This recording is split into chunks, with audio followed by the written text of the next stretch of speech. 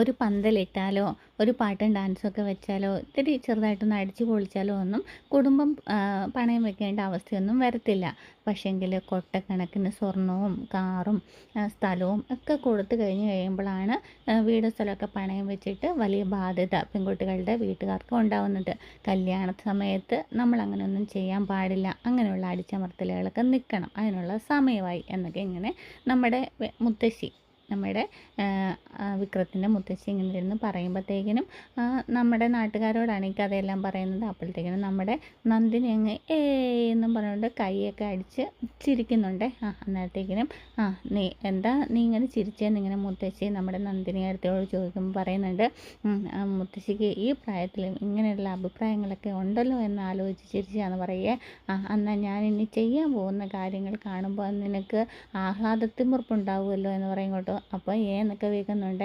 അതെ, ഞാൻ വേദമോൾക്ക് കൊടുക്കാനുള്ളത് രണ്ടും കൂടെ കഴിയുമ്പോഴാണ് നിനക്ക് നിൻ്റെ കിളി പോകുന്നത് എന്നൊക്കെ പറയുന്നുണ്ട്. നീ വേദനെ വിളിക്കുമെന്ന് പറയും കേട്ടോ. എന്നിട്ട് മുത്തശ്ശി അകത്തേക്ക് പോവുകയാണേ.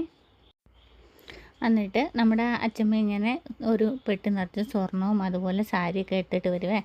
ഇത് നാളെ നിനക്ക് കൊടുക്കാനായിട്ടുള്ളതാണ്. എന്നിട്ട് ഇങ്ങനെ നമ്മുടെ സ്വർണ്ണത്തിനിരിക്കുന്ന പെട്ടിയൊക്കെ തുറന്നിട്ട് കടയും കേട്ടോ. അപ്പോൾ പെട്ടി നിറച്ച് മാലയും അതുപോലെ വളയൊക്കെ ഉണ്ട് എന്ന് പറഞ്ഞിട്ട് നമ്മുടെ നന്ദിനി ഇങ്ങനെ ഞെട്ടുവാണ് കേട്ടോ. എന്നിട്ട് അച്ഛമ്മ തന്നെയല്ലേ ഇപ്പോൾ പറഞ്ഞത് കല്യാണത്തിന് ഒത്തിരി സ്വർണവും മാലയും ഒന്നും ഉപയോഗിക്കാൻ പാടില്ല എന്ന്. എന്നിട്ടോ എന്ന് ചോദിക്കുക, എടി പെണ്ണെ, ഒരു മാലയും 2 വളയൊക്കെ ഇട്ടെന്ന് പറഞ്ഞുകൊണ്ട് അത് പ്രശ്നമാവോ? അതൊന്നും കുഴപ്പമില്ല. അതിൻ്റെ കൂട്ടത്തിൽ അങ്ങനെ ഇറങ്ങിപ്പോകാൻ പറ്റുമോ? ഇതൊക്കെ ഇട്ട് കഴിയുമ്പോഴല്ലേ ഒരു കല്യാണ പെണ്ണാവുന്നത്. അപ്പോഴത്തേക്കും നമ്മുടെ വേദ പറയുന്നുണ്ട്, എനിക്കിതൊന്നും വേണ്ട അച്ഛമ്മ എന്ന് പറയേ. അന്നത്തേക്കും ശ്രീചേട്ടത്തിയും പറയേ, ശരിയാ അച്ഛമ്മ. നന്ദിനിക്കാണെങ്കിൽ ഇതൊക്കെ ഇടാൻ ഇഷ്ടമാണെന്ന് പറയുമ്പോഴത്തേക്കും നമ്മുടെ മുത്തശ്ശി പറയുന്നുണ്ട്, അവൾ ഇതൊക്കെ കണ്ടിട്ട് അങ്ങനെ വെള്ളം ഇറക്കണ്ടെന്ന് പറയുവേ. അതുപോലെ ഇന്ന് വൈകിട്ടുള്ള മഞ്ഞൾ കല്യാണത്തിന് ഡ്രസ്സ് വേറെ പറഞ്ഞിട്ടുണ്ട്.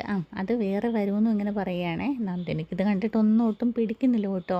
ഇനി വേറെ ഡ്രസ്സും കൂടിയോ? പിന്നീട് നമ്മുടെ കല്യാണത്തിൻ്റെ ആഘോഷമാണ്. വീടൊക്കെ ഇങ്ങനെ നിറച്ച് പൂക്കളും കൊണ്ടൊക്കെ വിതറിയിരിക്കുകയാണ് കേട്ടോ.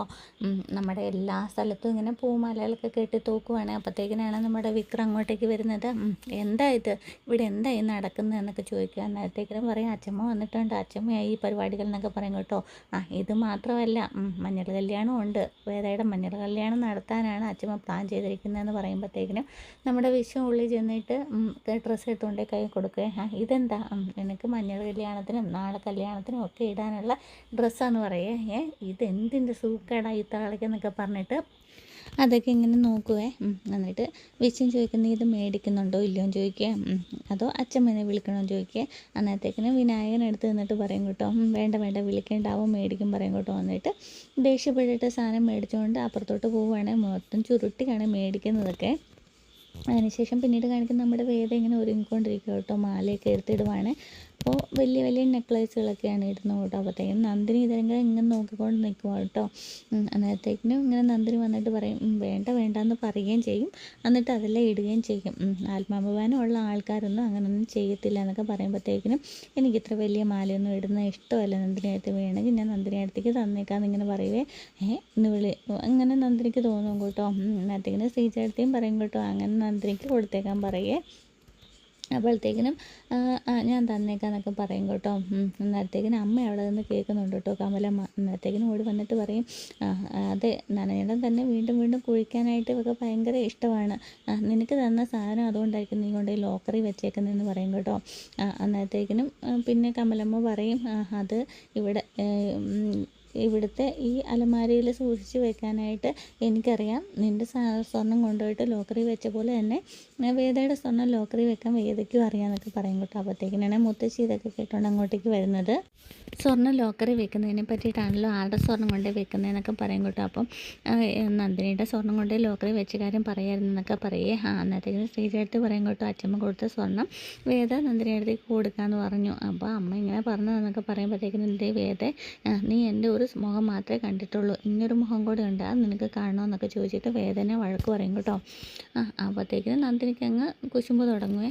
എന്നിട്ട് നന്ദിനി പിന്നെ മിണ്ടാതൊക്കെ നിൽക്കും കേട്ടോ. എന്നിട്ട് പിന്നെ വേറെ വിഷയം മാറ്റുവേ. ഇത്ര കല്യാണമൊക്കെ ആയിട്ട് എൻ്റെ വീട്ടിലും അതുപോലെ തന്നെ ശ്രീചേട്ടത്തിയുടെ വീട്ടിലും കല്യാണത്തിനൊക്കെ പറ്റിയിട്ട് പറയാൻ നിങ്ങൾക്കാർക്കും തോന്നിയില്ലല്ലോ എന്നൊക്കെ പറയാം. അന്നേരം കമലമ്മ പറയും അപ്പം അങ്ങനെയായി. നീ തന്നെയല്ലേ പറഞ്ഞത് ഞങ്ങൾ കല്യാണം വിളിക്കാൻ പോകാനായിട്ട് ഒരുങ്ങിയപ്പോഴത്തേക്കിനും ഇത്രയും സംഭവങ്ങളും കൊണ്ടായിട്ട് അവരൊന്നും വിളിക്കുക പോലും ചെയ്തിട്ടില്ല. അത് തന്നെയല്ല നീ പറഞ്ഞില്ലേ ഇങ്ങനെയുള്ള കല്യാണത്തിന് അവിടെ പോയിട്ട് ക്ഷണിക്കൊന്നും വേണ്ടാന്ന് പറഞ്ഞില്ലേ എന്നൊക്കെ പറയും കേട്ടോ. അപ്പോഴത്തേക്കിന് ഞാനങ്ങനെ പറഞ്ഞത് ശരിയാണ്, എന്നാലും അമ്മയ്ക്ക് പോയെന്ന് പറയാമായിരുന്നല്ലോ എന്നൊക്കെ പറയുന്നുണ്ടേ. ശ്രീചേട്ടത്തിയുടെ കാര്യമൊന്നും നോക്ക് അവരുടെ വീട്ടിലും പറഞ്ഞൊന്നും ഇങ്ങനെ ചോദിക്കുമ്പോഴത്തേക്കിനും നന്ദിനിയെടുത്ത് വെറുതെ അമ്മേനെ വലിച്ചിടണ്ട, ഞാൻ അമ്മയോട് പറഞ്ഞാൽ അവരെയൊന്നും വിളിക്കേണ്ടെന്ന്, ഇത് നമ്മുടെ നമ്മുടെ രണ്ട് വീട്ടുകാരും തമ്മിൽ നടത്താനിരുന്ന കല്യാണമല്ലേ എന്നൊക്കെ പറയും കേട്ടോ. അതിനുശേഷം ഓക്കെ എന്നൊക്കെ പറയുവേ. പിന്നീട് കാണിക്കുന്നത് നമ്മുടെ വേദ ഇങ്ങനെ ഒരുങ്ങിയൊക്കെ ഇങ്ങനെ കല്യാണത്തിൻ്റെ നല്ലൊരു പാട്ടാണ് കാണിക്കുന്നത് കേട്ടോ. വേദയുടെ മുഖത്തൊക്കെ ഇങ്ങനെ കല്യാണത്തിന് മഞ്ഞളൊക്കെ പുരട്ടുവാണ് കേട്ടോ. എല്ലാവരും വന്ന് പെട്ടെന്നൊക്കെ ഉണ്ട്. നമ്മുടെ വിക്രമാണെങ്കിൽ അടിപൊളിയായിട്ടൊരു പിങ്ക് കളർ ഷർട്ടും മുണ്ടും ഒക്കെയാണ് കൊടുത്തിരിക്കുന്നത്. വേദയാണെങ്കിൽ ലൈറ്റ് ബേബി പിങ്ക് കളറുള്ള ഗോണൊക്കെയാണ് ഇട്ടിരിക്കുന്നത്. നല്ലൊരു സ്റ്റോണുള്ള മാലയൊക്കെയാണ്, ഡബിൾ ലെയറുള്ള മാലയൊക്കെ ഇട്ടിരിക്കുന്നത് കേട്ടോ. നല്ല രീതിയിൽ മുടിയൊക്കെ ചെയ്യുകയൊക്കെ നല്ലൊരു ചെറിയൊരു ഫോട്ടൊക്കെ വെച്ച് അടിപൊളിയാക്കി ഡാൻസൊക്കെ കളിക്കുന്നുണ്ട്. ഇടയ്ക്കിടയ്ക്ക് എല്ലാവരും കൂടെ വിക്രത്തിനെയും വേദയും കൂടെ ഒന്നിപ്പിച്ച് കൂട്ടിമുട്ടിപ്പിക്കുന്നൊക്കെ ഉണ്ട് കേട്ടോ. വിക്രത്തിന് ഇഷ്ടമൊന്നുമില്ല, എന്നാലും അങ്ങനെയൊക്കെയാണ്. മാഷാണെങ്കിൽ അവിടെ അങ്ങനെ എല്ലാം കൂടെ കണ്ടിട്ട് സന്തോഷത്തോടു കൂടി നിൽക്കുവാണ്. നമ്മുടെ മുത്തശ്ശിയൊക്കെയാണ് ഇടയ്ക്ക് ഫോട്ടോയും വീഡിയോയും ഒക്കെ എടുക്കുന്നൊക്കെ ഉണ്ട് കേട്ടോ. നാട്ടുകാരെല്ലാവരും സന്തോഷത്തോടുകൂടി ആർമാദിച്ചൊക്കെ ഇരിക്കുകയാണ്. എല്ലാം കഴിഞ്ഞതിന് ശേഷം നമ്മുടെ വേദ ഇങ്ങനെ അച്ഛൻ്റെ അമ്മയുടെ റൂമിലോട്ട് കൊണ്ടുവരും കേട്ടോ. ഇന്ന് മോളിവിടെ കിടന്നാൽ മതി, ഹാളിൽ കിടക്കണ്ടെന്ന് പറയും കേട്ടോ. അത് അച്ഛൻ്റെ അമ്മയുടെ റൂമല്ലേന്ന് ഇങ്ങനെ വേദ പറയേ. അതെ എന്ന് പറയും കേട്ടോ. ഇത് സമ്മതിച്ചത് നമ്മളാരും അല്ല, ഞാനോ അമ്മയോ ഒന്നും അല്ല, ഇത് അച്ഛൻ തന്നെ പറഞ്ഞതെന്ന് പറയും കേട്ടോ. പിന്നീട് ഇങ്ങനെ ഇപ്പോൾ കാണിക്കുകയാണ് നമ്മുടെ കമലമ്മ വെളിയിലോട്ട് എല്ലാവരും അപ്പോൾ പറഞ്ഞയക്കുമ്പോഴത്തേക്കിനും നമ്മുടെ മാഷാണെങ്കിൽ അവളോട് പറയണം നാളെ തൊട്ടിട്ട് എന്നെ അച്ഛാന്ന് വിളിക്കണം, മറ്റേ ശ്രീജയും അതുപോലെ തന്നെ അവരെല്ലാവരും വിളിക്കുന്ന പോലെ അച്ഛാന്ന് അവൾ വിളിച്ചോട്ടെ, അതുപോലെ തന്നെ ഹാളിൽ കിടക്കേണ്ട, അവൾ റൂമിൽ കിടന്നോട്ടെ, ഇന്നത്തെ അവളുടെ ദിവസമാണ്, അവളത് ആഘോഷിക്കട്ടെ എന്നൊക്കെ ഇങ്ങനെ പറഞ്ഞെന്നൊക്കെ പറയുമ്പോഴത്തേക്കിനും വേദയ്ക്ക് ഭയങ്കര സങ്കടമോ കരച്ചിലൊക്കെ വരുവാണ്. അച്ഛനൊരു ദിവസം പറഞ്ഞതാണ് എന്നെ അങ്ങനെ വിളിക്കില്ലെന്ന്, അതേ നാവുകൊണ്ട് തന്നെ വിളിച്ചോട്ടെ എന്ന് പറഞ്ഞില്ല, എനിക്ക് ഒരുപാട് സന്തോഷമുണ്ട് എന്നൊക്കെ ഇങ്ങനെ വേദയും പറയുന്നുണ്ട് കേട്ടോ. എന്താണെങ്കിലും കമലമ്മ നല്ലൊരു ഉമ്മയൊക്കെ നെറ്റിയിൽ കൊടുത്തിട്ടാണ് വെളിയിലോട്ടൊക്കെ പോകുന്നത്. പിന്നെ മാഷിങ്ങനെ വെളി വന്നിട്ട് കുത്തിയിരിക്കുകയാണ് കേട്ടോ. അപ്പോഴത്തേക്കും നമ്മുടെ അച്ഛമ്മയും വരുന്നുണ്ട്. അതിപ്പോൾ എന്താ എനിക്കിപ്പോഴും വിശ്വാസമാവുന്നില്ലല്ലേ എന്നൊക്കെ പറയും കേട്ടോ. അല്ല പോയ വഴിക്ക് തളിച്ചില്ലെങ്കിൽ തളിച്ച വഴിക്ക് പോവുക എന്നല്ലേ എന്നൊക്കെ ഇങ്ങനെ മാഷും പറയുന്നു കേട്ടോ. ഇതെല്ലാം നല്ലതിനായിരിക്കും, നമ്മുടെ വിക്രമിൻ്റെ നല്ലതിനാണ് ആ കുട്ടി വന്ന് കയറിയത്. ആ കുട്ടി താലി കയറ്റ വീണതുകൊണ്ടാണ് ഇങ്ങോട്ട് വന്നത്. പക്ഷേ അവളുടെ ഈ വീട്ടിലെ ജീവിതം അത്ര സുഖകരമല്ലെങ്കിൽ പോലും അവൾ ഈ വീട്ടുകാരുമായിട്ട് അഡ്ജസ്റ്റായി എന്നുള്ളതാണ് എന്നൊക്കെ ഇങ്ങനെ പറയും കേട്ടോ. എന്താണെങ്കിലും മനോഹരമായ ഒരു മുഹൂർത്തത്തിലൂടെയാണ് കടന്നു പോകുന്നത്.